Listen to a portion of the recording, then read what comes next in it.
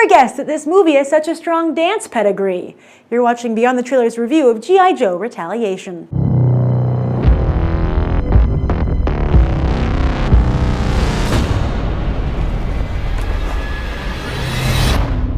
Let's move. World ain't saving itself.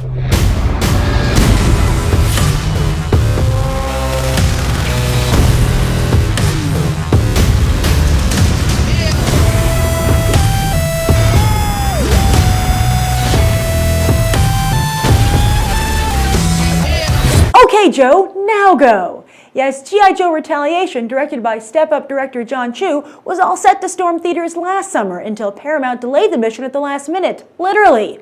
What could make a studio willing to cast aside the millions they'd already spent on marketing, as well as all the merchandise that was about to be shipped out? This guy. See, one of the biggest surprises of 2012 was that movie audiences loved Channing Tatum. Paramount saw the writing on the wall with the success of The Vow and 21 Jump Street, and their hunch was confirmed with Magic Mike's success just a few months later. This presented a problem for the studio, as in the version of GI Joe Retaliation they were about to release, Tatum died early on in the movie. But realizing it would be stupid to kill off one of their now biggest stars, Paramount made the controversial decision to delay the sequel for almost a year, while beefing up his role a la reshoots to splice into the film.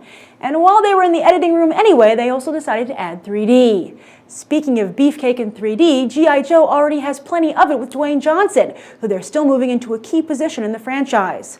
But how many franchises can The Rock anchor? He's already become a key player in the Fast and the Furious movies, with rumors even starting to fly his character there might get his own spin-off. Wouldn't it look a lot like GI Joe Retaliation?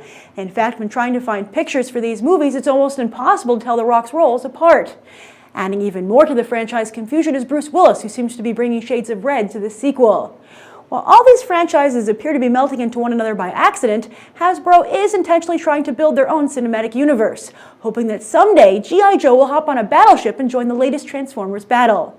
To help them accomplish that, they've handed the reins of GI Joe Retaliation over to Jon Chu, who Paramount has been moving up the ranks after his work on the Step Up movies and Justin Bieber Never Say Never.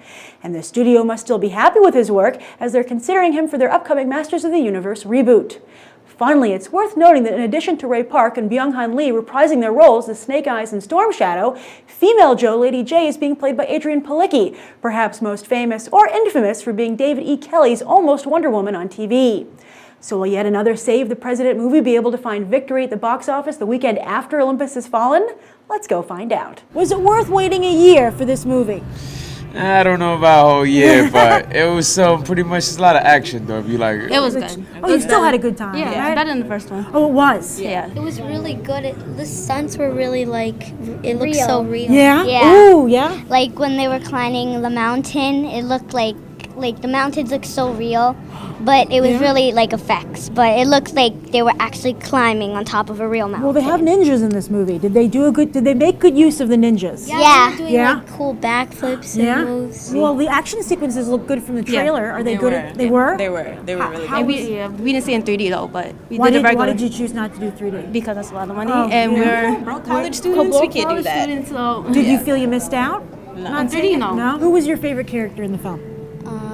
Roadblock? You like him? Who's Snake Eyes. Snake Eyes? Yeah, Who's your me too, Snake Eyes. Snake Eyes? Who's yours? Dwayne Johnson. Oh yeah, Roadblock, right? Is that who Yeah. Roadblock Yeah. is? Yeah? We thought that Channing was Tatum gonna live longer. Yes. and- Oh, but we still love the movie. Okay. Still good. So it did not expand his role significantly? No. 5 minutes into the movie, he's going. I started crying. You know, Ah. I thought he was gonna do a dance move or something. But Well, Hasbro has this, Battleship, and Transformers. Transformers. What's your favorite? Transformers. What's your favorite? Transformers. Transformers still? Yes. Would you recommend someone else go and see it in theaters, or do you think they could wait?